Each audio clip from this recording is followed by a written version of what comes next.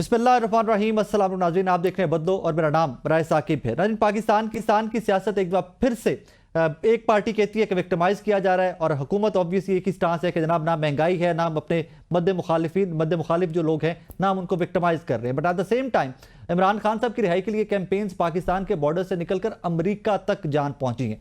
9 मई की सजाएं एक तरफ हो रही है तो दूसरी तरफ अमरीका के अंदर भरपूर मुहिम चलाई जा रही है इमरान खान साहब की रिहाई के लिए और बाकी असीर कैदियों के लिए। But at the same time जो तहरीक पाकिस्तान तहरीक इंसाफ ने पाकिस्तान के अंदर चलानी थी, जो एहतजाज लीड करना था अली गंडापुर साहब ने या बाकी लीडरान ने, उसके ऊपर इमरान खान साहब ने भी अदम इत्मीनान का इजहार कर दिया है और कह दिया है कि तहरीक मुझे नजर नहीं आ रही। एट द सेम टाइम आज तोशाखाना 2 उसकी समाअत के दौरान पाकिस्तान तहरीक इंसाफ के वकला और इमरान खान साहब बुशरा बीबी साहिबा की फैमिली तक को ये समाअत अटेंड करने से रोक दिया गया है। What exactly is going to happen? Pakistan की सियासत जा किस तरफ रही है? आपको और मुझे हुकूमत डेली बता देती है कि ऑल इज वेल, हमारी मईशत भी तरक्की कर रही है, पाकिस्तान की मईशत ठीक राह पे है। बट मुझे इस मईशत का तब पता चलता है कि जब मैं अपने लोकल स्टोर पे ब्रेड, अंडे या दूध खरीदने जाता हूं तो महंगाई से पता चलता है। किसी पेट्रोल पंप पे रुक के गाड़ी में पेट्रोल डलवाने लगता हूं तो फिर पता चलता है। जब बिजली का बिल आता है तो तब पता चलता है। जब गैस का बिल आता है तो फिर मैं सोचने पर मजबूर हो जाता हूं कि यार कौन सी मईशत किस सही राह पे जा रही है कि महंगाई तो आसमानों को छू रही है। मेरे वज़ीर आज़म बार बार कह देते हैं कि जनाब मईशत ठीक राह पे जा रही है। यहां तक कि हमारे बहुत सीनियर सहाफ़ी हैं जनाब इफ्तिखार अहमद साहब, आज उन्होंने भी बिजली के बिल के इशू को टेकअप किया हुआ था और बड़े वाज़ेह अल्फाज में टेकअप किया हुआ था और सोशल मीडिया पे पब्लिकली आके इसको टेकअप किया हुआ था। What exactly is going to happen? Who is responsible? इस सारी सूरत हाल पे बात करने के लिए आज हमने जरा डिस्कशन का पैनल रखा है कि हम सारे हमारे सीनियर एनालिस्ट जो हैं हमने उनको जहमत दी है कि पाकिस्तान की सियासत जा किस तरफ रही है, मौजूदा हालात वाक़यात क्या है, उस पर बात करने के लिए मुझे स्टूडियोज में ज्वाइन किया है सीनियर एनालिस्ट हैं जनाब हमाद हसन साहब ने, मुझे वीडियो लिंक पे ज्वाइन किया है सीनियर रैंक पर्सन और एनालिस्ट हैं जनाब रसूलुल्लाह मलिक साहब ने, और मुझे वीडियो लिंक पे ज्वाइन किया है सीनियर रैंक पर्सन और एनालिस्ट जनाब एसआर राना साहब ने। सिंस हमाद भी मेरे साथ स्टूडियो में मौजूद हैं तो आप दोनों मेहमानों की इजाजत से मैं स्टूडियो से आगाज करना चाहूंगा। हमाद भी अस्सलाम वालेकुम। खैरियत से आप ठीक ठाक हैं? 9 मई हर तरफ शोर मचा हुआ है, एवरी पैसिंग डे एक आधा केस जो है कंक्लूड हो रहा है, फैसले आ रहे हैं। ये सिलसिला कहाँ पे रुकता नजर आ रहा है आपको? देखिए, बदकिस्मती से साकिब साहब हमारे तारीख का हिस्सा है जी। यानी कब नहीं हुआ, फातिमा जना के साथ हुआ, भुट्टो के साथ हुआ, बेनज़ीर के साथ हुआ, नवाज शरीफ के साथ हुआ, अब इमरान खान के साथ हो रहा है।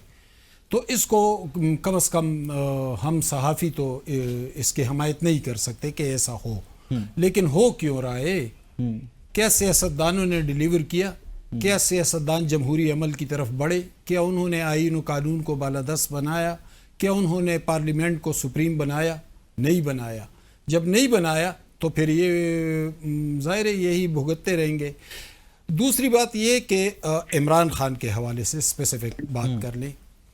देखिए, उन्होंने तो सियासत में वो किरदार भी अदा नहीं किया जो उनके पेशरों ने, यानी फातिमा जना, भुट्टो, नवाज शरीफ, बेनज़ीर ने अदा किया था। उनके कारकुनों को आप देख लें तो जो 10 मई, ये जो 9 मई के हवाले से अभी फैसले आए हैं 10-10 साल की, तो जुल्फ़िकार अली भुट्टो को जब ज़ियाउल हक ने अरेस्ट किया, माजूल किया, तो एक रेजिस्टेंस तो देखने में आई। ये हमारे तारीख का हिस्सा है और ताबिंदा हिस्सा है। इस पर में रेजिस्टेंस ही तो थी जिसका आज तक भुगत रहे हैं। लेकिन वो रेजिस्टेंस तो नहीं थी, वो तो तशद्दुद था। हाँ। रेजिस्टेंस और तशद्दुद दो अलग अलग चीजें हैं। वो रेजिस्टेंस, उसको हम सियासी रेजिस्टेंस नहीं कह सकते। देखिए, मैं आपसे इख्तिलाफ करूं, ये मेरा हक है, आप मुझसे इख्तिलाफ करें, लेकिन अगर मैं उठ कर आपको मुक्का मारूं तो ये मेरा इख्तिलाफ नहीं है, ये मेरा तशद्दुद है। जहां पे जवाज तशद्दुद अलग चीज है, इख्तिलाफ अलग चीज है। इन्होंने इख्तिलाफ नहीं किया, इन्होंने तशद्दुद किया। तशद्दुद किन बुनियादों पर किया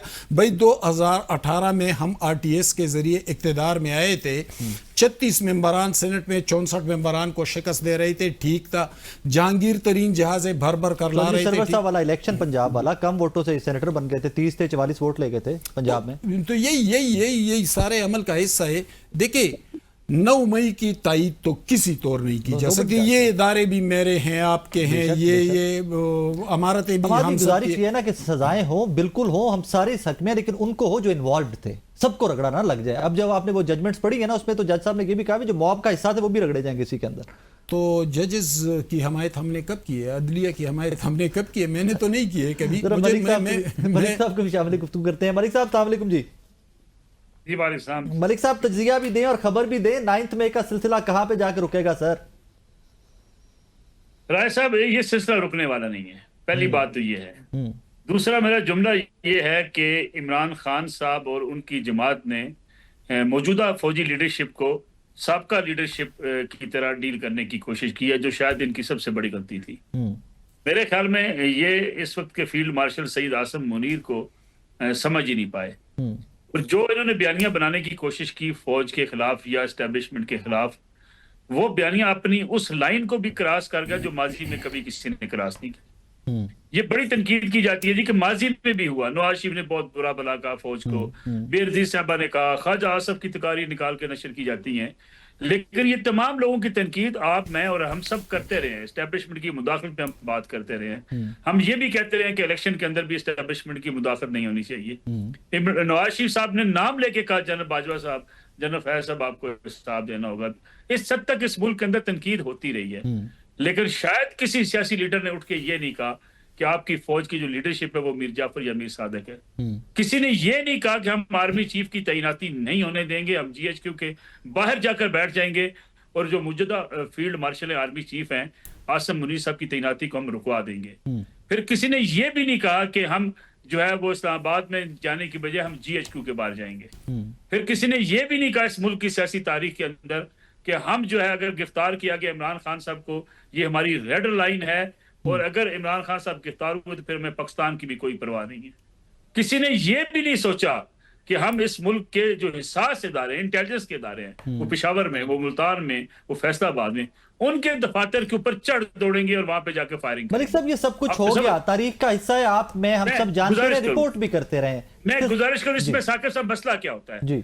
हम जब तजिया करते हैं, हमारे बाद सियासतदान भी, इवन PTI भी, वो जो कहती है जी 9 मई हो गया, भाई 9 मई हो गया तो आपको इस बात को तस्लीम करना चाहिए था कि हमसे ये बड़ी सियासी गलती हो गई, हम ये गलत काम कर बैठे, हमने कारकुनों को जिस हद तक हम ले गए थे उसके नतीजे में ये काम हो गया। आप कहते हैं नहीं जी CCTV वीडियो लेकर आए, आप कहते हैं नहीं जी जुडिशियल कमीशन बना लें, वो भाई आपकी तकारीर मौजूद है, आपके बयानात मौजूद हैं, आपकी ऑडियो रिकॉर्डिंग मौजूद है कि हम कहाँ जाएंगे, कहाँ जाके क्या करेंगे, सारी चीजें आपके सामने। एक दफा मानते हैं कि जी अली मीर गंडापुर साहब कहते हैं जी हमारे कारकुन थे, गलती से चले गए, माफ कर दें। भाई दूसरी तरफ आप कहते हैं फॉल्स फ्लैग ऑपरेशन है, यानी आप फौज को इल्जाम लगाते हैं कि फौज ने ये हमले कर दिए या फौज ने प्लान करके आपको फंसाने की कोशिश की।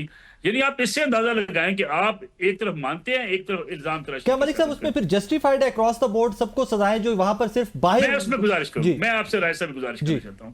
मसला ये है कि उसमें क्या हुआ, किसी ने कहा जी मैं माफी मांगता हूं, मैं तस्लीम, मेरा बयानिया गलत था, मेरी सोच गलत थी, ये हमारे सामने होता रहा, ये दूर की बातें नहीं है। मैं आपको आपके सामने बता सकता हूँ, नाम ले सकता हूँ कि कौन कौन बैठ के ये कहा करता था कि इस बार हमने कैंट की सारी जो सोच है कि कैंट में सियासी जलसा नहीं होता, तोड़ के दिखाना है, हम ये साबित करके दिखाएंगे कि हम कैंट के अंदर भी जाके मुजाहरा कर सकते हैं। ये कहा जाता रहा, मीटिंग्स में कहा जाता रहा। मसला ये है कि जिससे ये कहा कि हमसे गलती होगी, हमने गलत फैसला कर लिया, हमारा वहां जाना दुरुस्त नहीं था, उसके नतीजे में पूरी दुनिया में देखिए GHQ आपका मरकज है, एक सिंबल है, आपके दिफा का सिंबल है, आप उसके ऊपर एहतियाज करने चले जाएं, वो कहते जी एहतियाज तो होना चाहिए वहां पे भी।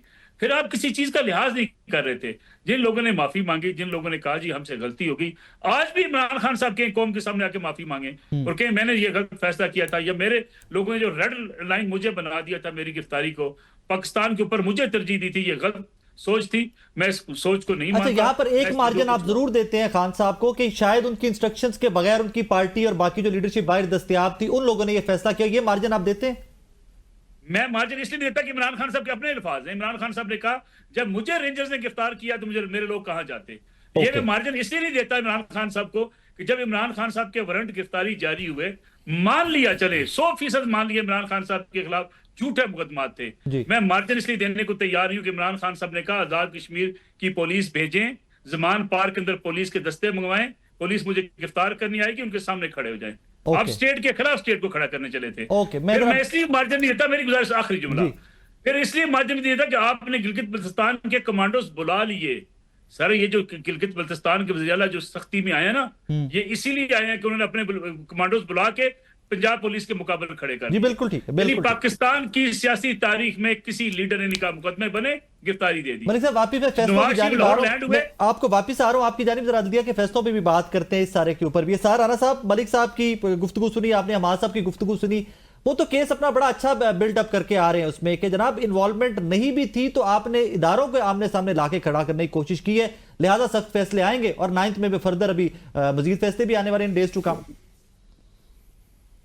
देखो पंजाबी में कहते हैं कि डाडे दा सत्ता वियां दा 100 होता है। मलिक साहब डाडे हैं और मलिक साहब जिस जो बात करते हैं वो डाडे लोगों की है। हम कैसे इसको डिनाई कर सकते हैं? ठीक है ना, हमारी चेपीदी शोरबा के हम इसमें से कीड़े निकालें। हाँ। कि जी नहीं ये बताएंगे डॉक्टर यास्मीन की तो वीडियो में ये है कि वो कह रही है कि अंदर कोई ना जाए और शरारती अनासिर जो है उसका फायदा उठाएंगे। तो अब फिर ये कि अगर मैं बाहर निकल के कोई इमारत तोड़ दूं तो मेरे खिलाफ केस अदालत में हो जाए तो ये तो अदालत में मुझे बरी करना चाहिए, माफी मिलनी चाहिए। ये कैसे हो सकता है कि अदालत से बार बार हम माफी दे मांग लें और मिल जाए? तो फिर अदालतों को बंद कर देते हैं, इस सियासी निजाम को ये तय कर देते हैं कि इसमें आइन अदालत पार्लियामेंट वैल्यू नहीं रखती। मैं तो डेमोक्रेसी की बात कर रहा हूँ कि मैं तो जमहूरियत के साथ खड़ा हूं। लेकिन यहाँ तो हाइब्रिड मॉडल नहीं है साहब, पाकिस्तान में तो हाइब्रिड मॉडल नहीं है। मैंने ख्वाजा आसिफ की बात को नहीं बाय करता, क्योंकि मैं इसलिए नहीं बाय करता कि ये सब इस्टेब्लिशमेंट के खिलाफ प्लान कर रहे हैं। ख्वाजा आसिफ, राना सनाउल्लाह और ये इस तरह की बातें करके मलबा सारा इस्टेब्लिशमेंट डाल रहे हैं। अल्लाह का नाम ले साहब, वजीर दिफा इस्टेब्लिशमेंट के खिलाफ प्लान कर रहे हैं। वो माजी में भी करते रहे, लेकिन वो चूंकि छोने काके थे, मुन्ने काके थे, उस टाइम उन्हें पता नहीं था कि ये गलत कर रहे हैं। फिर उन्हें पता चल गया। फिर उन्होंने जब वो हारे तो उन्होंने बाजवा साहब को कहा कि अंकल मैं हार गया हूं, मुझे जितवा दें। तो वो लेकिन अब फिर वो एस्टेब्लिशमेंट पे डाले। मेरा ख्याल एस्टेब्लिशमेंट को इस पे वजाहत करनी चाहिए कि भाई ये नहीं है हाइब्रिड सिस्टम, ये शहबाज शरीफ वजीर आजम है। यहाँ पे जो गड़बड़ भी होगी वो उसका जिम्मेदार शहबाज शरीफ है। अगर किसी एक खातून, घरेलू खातून की इद्दत के ऊपर आप केस करेंगे तो कल को शहबाज शरीफ जवाब देगा उसका। मैं तो इस बात पे भी खामोशी होती है, सवाल भी पूछा जाता है। ये सवाल अक्सर शहबाज लेड गवर्नमेंट से किया जाता है, लेकिन वहां से मुकम्मल खामोशी and they are very happy with hybrid model. मेरा ख्याल है कि कुछ चाहते भी वो यही है कि ये बात हो जाए, अवाम को पता चल जाए कि हाँ मतलब असल सूरत हाल यही है। तो ठीक है, होना चाहिए। लेकिन मेरी राय यही है, मैंने अभी कहीं और भी बात कर रहा था कि मैं लानत भेजता हूँ उन लोगों पे जो हमारे शोहदा की तौहीन करते हैं। बिल्कुल, मेरा दिल अपने शोहदा के साथ खड़ा है, उनके खून से यहाँ अमन का चिराग जलता है। लेकिन इस पे फिर माफी नहीं होनी चाहिए। ये क्या बात हुई? मैं नहीं माफ कर रहा भाई, मेरे शोहदा की तौहीन हुई है, मैं उन्हें माफ नहीं कर रहा जो प्रेस कॉन्फ्रेंस कर रहे हैं। नाज़रीन यहाँ पे वक्त हुआ एक ब्रेक का, ब्रेक के बाद वापिस आ रहे हैं, हमारे साथ रहिएगा।